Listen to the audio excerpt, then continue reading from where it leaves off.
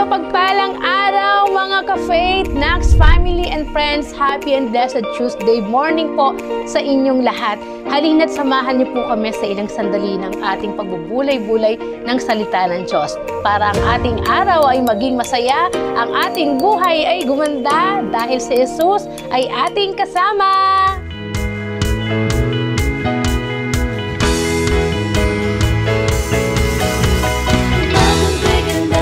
Jesus ang kasama, umagang kay ganda si Jesus ang kasama, umagang kay ganda si Jesus ang kasama na, kasama na, si Jesus ang kasama na.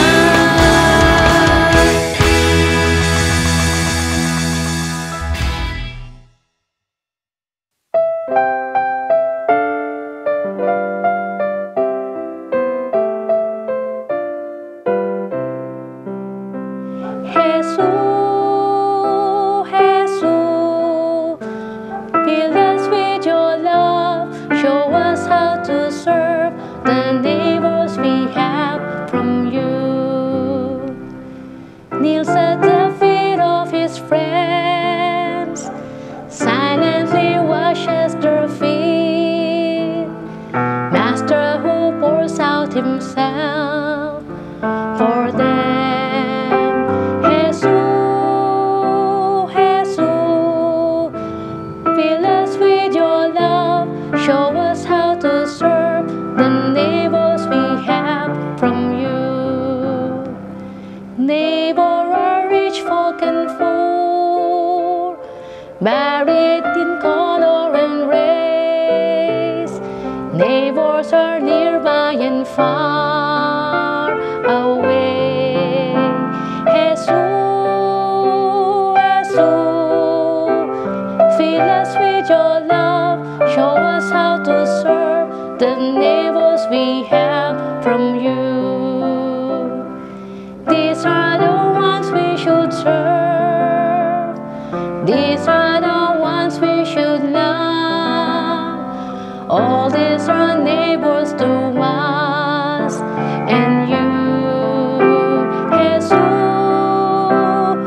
Jesus, fill us with your love, show us how to serve the neighbors we have from you. Kneels at the feet of his friends, silently washing their feet. This is the way we should live with you. Jesus, Jesus, fill us with your love, show us how to serve the neighbors we have from you.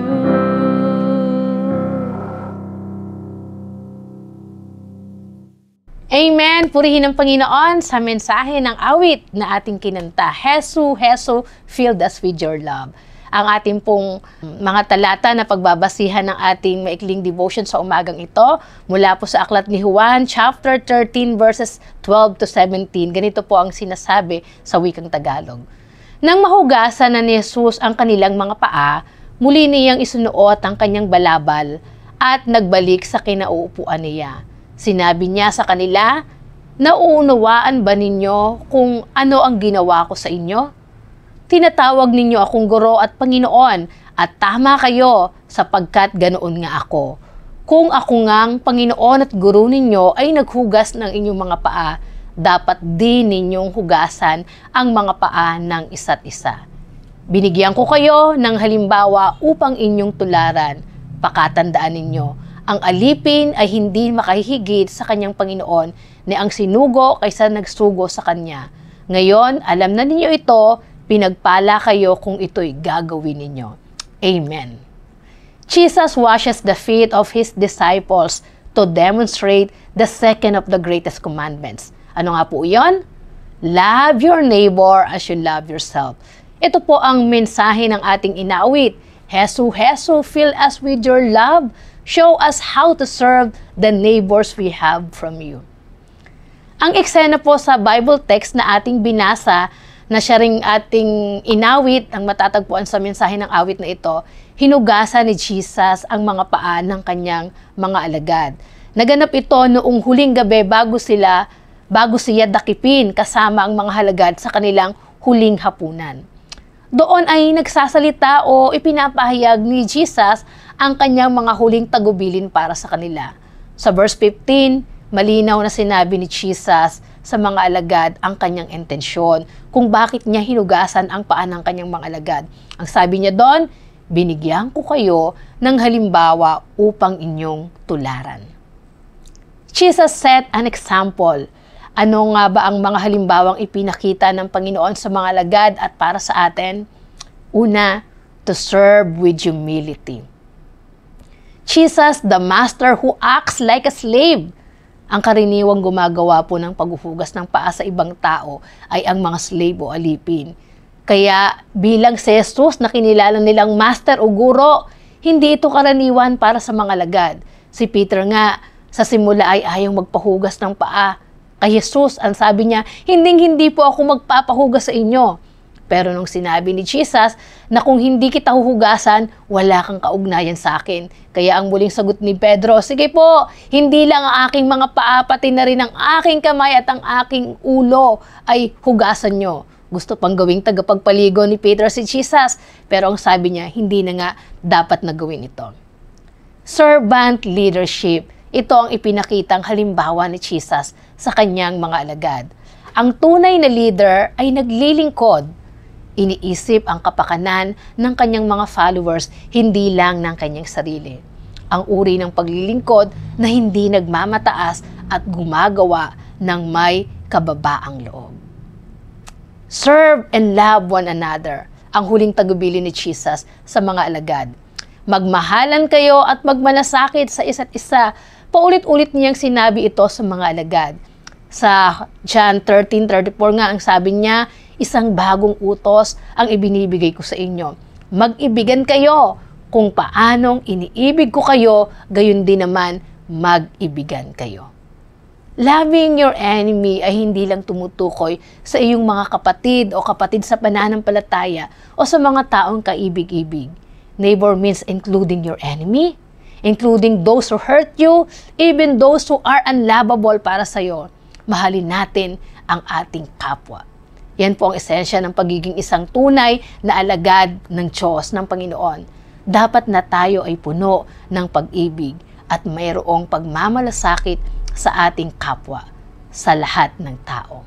Kung ang ating mga buhay ay pupunuin natin ng pag-ibig ng Diyos, ito ay mag-uumapaw, makikita sa ating mga gawa, sa ating kilos, maging sa mga salita. Kaya ang magmahal sa ating kapwa, kahit hindi pa siya kaibig-ibig, ay nagiging madali para sa atin. Hindi laging madaling maglingkod ng may kababaang loob at umibig sa ating kapwa nang walang anumang kondisyon. Kung sa sarili lamang nating kagustuhan at karunungan, hindi po natin kayang gawin ito. Kaya ang panalangin natin ay kagaya ng ating inawit, Jesus, Jesus, filled us with your love. Lord, punuin mo po kami ng iyong pag-ibig, kagaya ng halimbawang ipinakita mo. Nagpakababa ka noong hinugasan mo ang paa ng iyong mga alagad. Tulungan mo rin kaming maglingkod sa aming kapwa ng may mabuting kalooban at pagpapakumbaba. Tulungan mo kaming umibig kung paano mo kami iniibig. Amen and amen. Manalangin tayo, kapatid. Tunay na kay buti mo, O Diyos. Tunay na dakila ka na marapat lang namin purihin at sambahin. Salamat, Panginoon, sa kagandahan ng umagang ito na muli mo pong ipinagkaloob sa amin. Salamat po sa paalala ng iyong mga salita. Gaya ng iyong paalala sa iyong mga alagad, Panginoon. Ibigin namin ang aming kapwa, gaya ng pag-ibig namin sa aming mga sarili. Ibigin namin ang aming kapwa bilang kapahayagan ng aming pagmamahal sa iyo. Panginoon, tulungan mo po kami na gawin ito, sapagkat kung sa sariling lakas, kakayahan at karunungan, Panginoon, hindi po namin magagawa ang umibig ng kagaya mo. Lord, tulungan mo po kami na sa lahat ng pagkakataon, sa lahat ng oras, maging sino man ang kapwa na kasama namin, nakaharap namin, Panginoon. Kagaya kung paano mo kami inibig, tulungan mo kami, Panginoon. Ipahayag din ito sa kanila. Lord, patawarin mo po kami sa mga pagkakataon na kami ay nagkukulang, na pinipili lang namin, Panginoon, ibigin yung mga taong kaibig-ibig para sa amin, na gumagawa lang kami ng kabutihan, Panginoon, dun sa gumagawa lang ng kabutihan sa amin, Panginoon. Patawarin mo kami, Panginoon, kung maraming pagkakataon na hindi po kami nagpapakumbaba sa iyong harapan at mataas ang aming pagtingin sa aming mga sarili. Lord, patawarin mo po kami. Tulungan mo po, Panginoon, na sa aming paglilingkod, sa aming pagpapatuloy, sa aming pananampalataya, patuloy na ang mga paalala ng iyong salitang ito ay tumimo sa aming mga buhay, Panginoon. To be a servant, leader, Panginoon, kagaya mo, matuto kaming magpakumbaba, magmalasakit at magbahalan sa isa't isa, sa lahat ng oras, sa lahat ng panahon, sa lahat ng pagkakataon, maging sa kahit sinong tao, Panginoon, ang makakasama po namin. Salamat, O Diyos, sa paalala ng iyong mga salitang ito. Patuloy itong gumawa at kumilos sa aming mga buhay. Huwag pong manatiling napakinggan po lang namin. Salamat, O Diyos, sa kabutihan mo. Salamat, Panginoon, sa araw na ito. Samahan niyo po kami sa gagawin namin sa buong maghapon.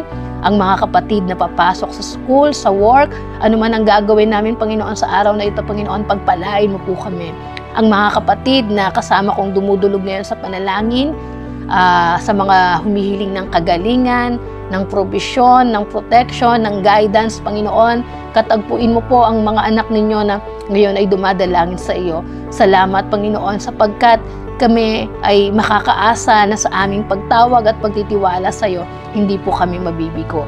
Pagpalain mo rin, Panginoon, ang mga kapatid na ngayon ay nagdiriwang ng kanilang kaarawan, ng anibersaryo, Panginoon, ang patuloy na pagpapala, Panginoon, ng iyong pag-ibig ang maranasan po nila sa bawat araw ng kanilang mga buhay at ganun din sa bawat sa amin. Sa iyo po ang papuri, ang pasasalamat, ang pagsamba, Panginoon, sa umagang ito sa pangalan ni Jesus. Amen. Amen and amen. Maraming salamat muli, mga kapatid, sa pagsama nyo sa akin, sa amin, sa araw na ito para sa ating daily morning devotion. Sana po ay na-bless kayo ng mensahe natin. At kung kayo ay na-bless, i-share po natin ang video ito sa ating mga kaibigan, sa ating mga kapamilya upang marami pang tao ang makapakinig ng salita ng Panginoon. See you again next Tuesday and every day. Huwag nating kalimutan na laging magpasalamat sa Panginoon sa bawat pagising sa umaga dahil every gising is a blessing. Bye!